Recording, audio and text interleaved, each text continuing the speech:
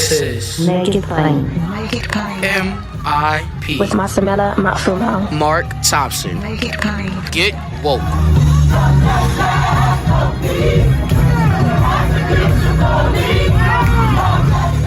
Ladies and gentlemen, there's a right-wing rally taking place on September 18th, Lord have mercy.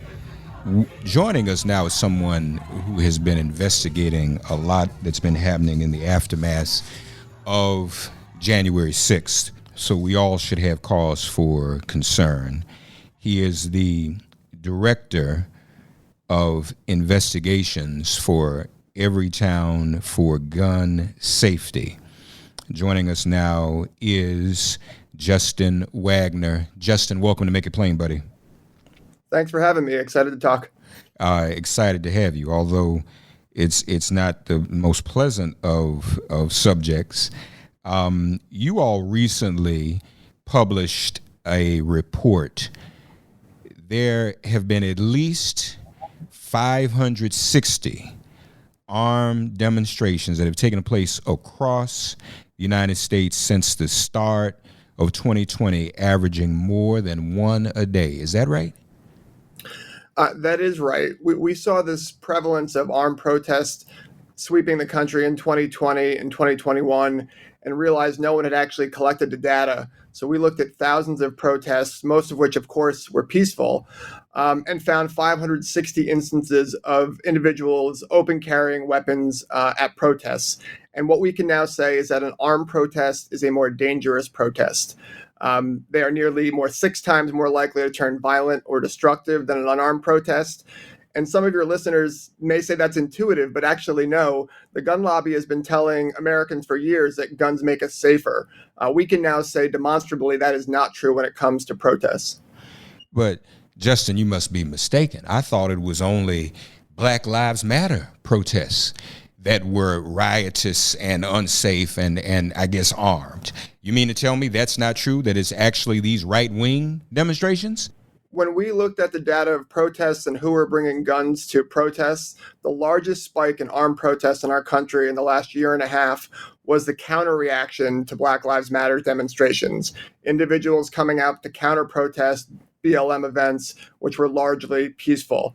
I think many of your listeners are familiar with what happened in Kenosha, Wisconsin, when a 17-year-old drove across state lines, ended up shooting multiple people.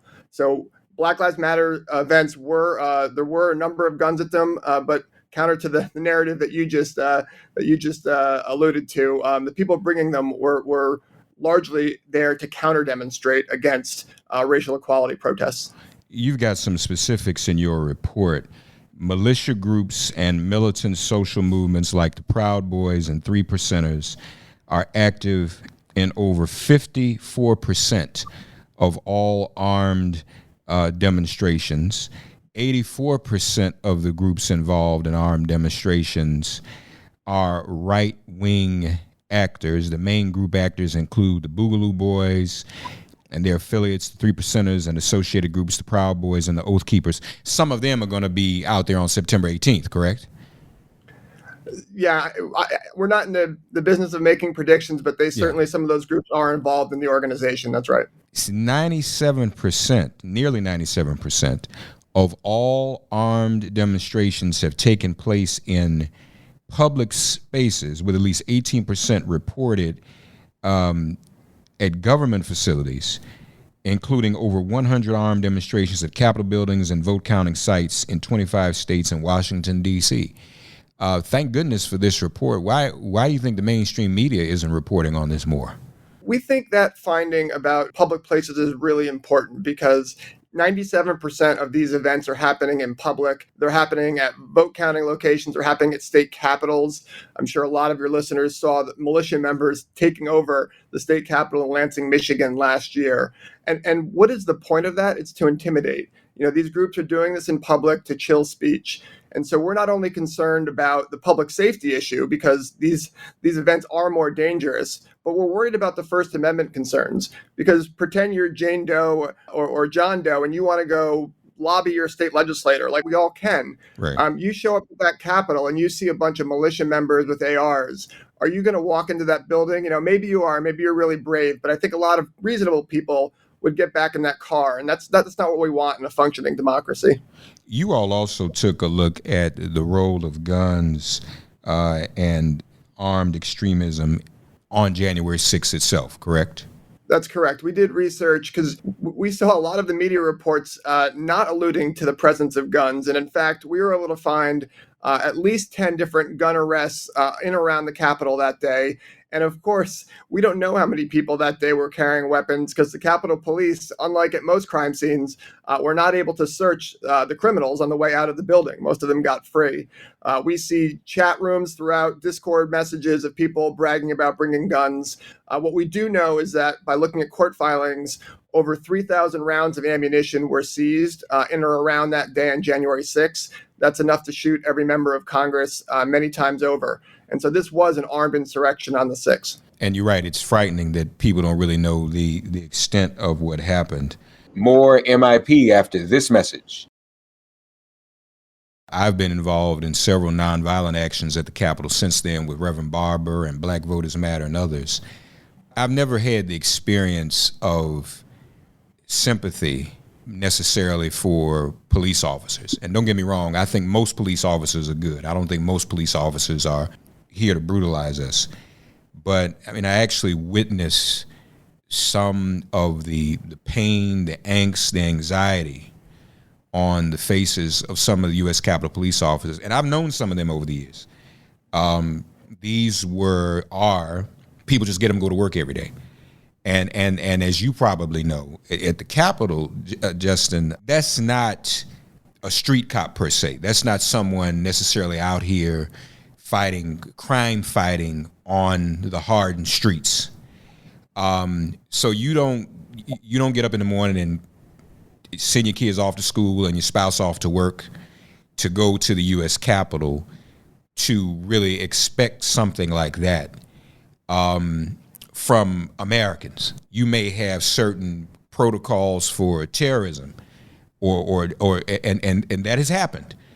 But this isn't the type of thing you get them go to the U.S. Capitol every day and expect to.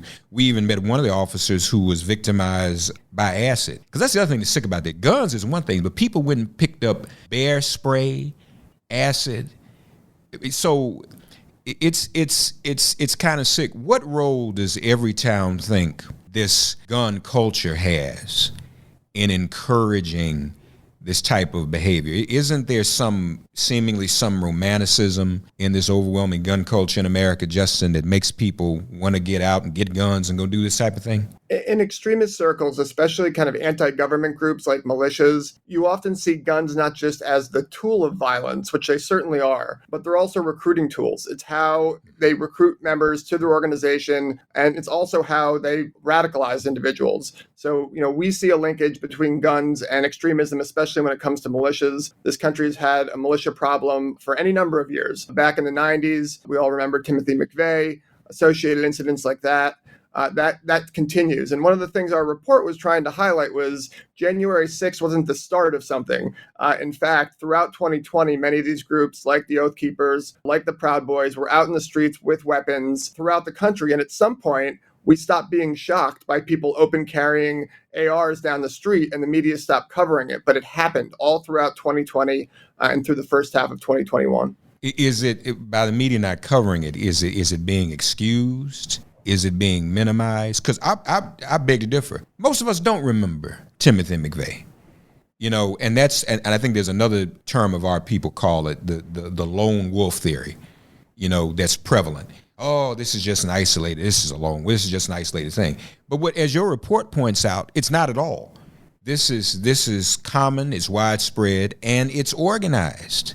And I would mention that one of the things we see as a gun violence prevention group, our number one adversary on any number of fronts is the National Rifle Association. And they are kind of the OG when it comes to this radicalizing messaging, this conspiracy messaging. For decades, they've been telling their members that people are coming to take their guns, gun confiscation. They have this, it's called the insurrectionist theory of the Second Amendment. They don't believe the the Second Amendment is just for self-defense. They believe and tell their members over and over again that the Second Amendment is there to overthrow tyranny, to fight the government at some point. And that type of messaging, it might help them fundraise, but after decades, it manifests itself in the type of extremism we're seeing today. Yeah. More MIP after this message. Again, what in dealing with gun violence, and you all deal with gun violence throughout in so many respects that as it affects all of our lives, is there an impact that this type of armed behavior, this kind of Civil War cosplaying, so to speak, does that have an effect on everyday gun violence that we see in neighborhoods or we see in the home? What contribution does that make to the reality of gun violence? Because some people can look at this and say, well, that doesn't really affect me. I still have a gun in my home or I don't. People don't always draw the connection between each type of gun violence. In fact, a lot of times we like to compartmentalize it. Is that the right thing to do, or should we see this as a part of and a contributor to the overall problem? No, I don't think we want to live in a country where we have 560 armed protests in America, where people can't go and exercise their First Amendment rights. And many of these demonstrations we studied, dozens of people, if not hundreds of people, were at these demonstrations peacefully to have their voice heard. They shouldn't have to worry about their public safety. We shouldn't have First Amendment rights chilled. So in that respect, this impacts everyone. You don't have to be a militia member, a family of a militia member for this to be impacted. And also, I think it highlights the folly of open carry laws. You know, when we looked at states that had permissive open carry laws, they had more armed demonstrations, they had more violence. And so at the very least, it provides a roadmap for state legislators to roll back some of these dangerous open carry laws. And if they don't want to do that, at the very least, you know, provide spaces, public spaces, whether it's parks, government buildings, Capitol grounds, where guns are not permitted, where people can go and petition their government. Because we really see that connection between guns and democracy as important. Every time I organize an event, and I've organized dozens in my life, demonstrations in Washington, D.C., Capitol grounds, Lincoln Memorial, everything else. We just had the March on Washington, and Everytown was one of our partners. Justin, I'm always asked, is anybody going to be armed? So now my question is, now if I'm asked that, I know the response I'll get if I say yes. Okay. And so people ask, so wonder what happens at these other demonstrations, like, for example, on the 18th. If they're asking me that question, they must be asking these groups that question. And I wonder what the government's response is to them. Well, I'm not here to give the government's response, but I guess I'll give you one perspective, which is, we're troubled by the groups that are organizing the 18th. While I wouldn't make predictions, some of these groups have brought guns to other events throughout the year, and that's troubling. And I certainly am hoping for a peaceful demonstration. But the event on the 18th and what happened on January 6th, happened in the District of Columbia, and the District of Columbia has strong gun laws. And if someone is openly brandishing a weapon, police can take action. And in other jurisdictions, again, I think this goes back to highlight the folly of open carry laws. Extremists could open carry in any number of states at these demonstrations. And until something violent happened, the police couldn't do anything. So at the very least in D.C., we have strong gun laws that should protect protest activity. Not all out that way, but this are bedrock. Lastly, I think when I talk to some of the other gun groups, anti-gun violence groups, I should say, the consensus pretty much is that the NRA has lost some of its shine and maybe even some of its influence. Do you agree with that? And if so, why are we still looking at things like this, looking at this type of proliferation of arms, and especially in public spaces like this? I think the NRA certainly has lost power. It just declared bankruptcy and then was thrown out of bankruptcy court. It's being sued by attorney generals in New York and DC. It's hemorrhaging money. It is certainly a less powerful organization. And I'll say it has an adversary. A couple of decades ago, there wasn't an organized gun violence prevention movement. And now there is. Everytown is part of it, but we're not the only ones. And we have partners big and small throughout the country. And we're organizing and we're fighting in state capitals and we're fighting in localities. Beating the gun lobby, beating the NRA isn't a short-term project. It takes decades, and we're going to win some days, we're going to lose some days. But I think the biggest difference is that the NRA has an adversary, and we're here to stay. Indeed. Folks, the report, Everytown and the Armed Conflict Location and Event Data Project, ACLED. Justin, let people know where they can go and see the project for themselves, go and read the report.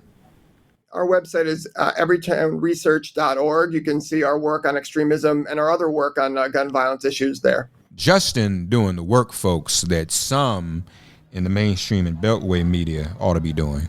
And I hope that they will refer to this report, quote from it. Folks, read it for yourselves as well and be informed. And we continue to pray for everyone's safety.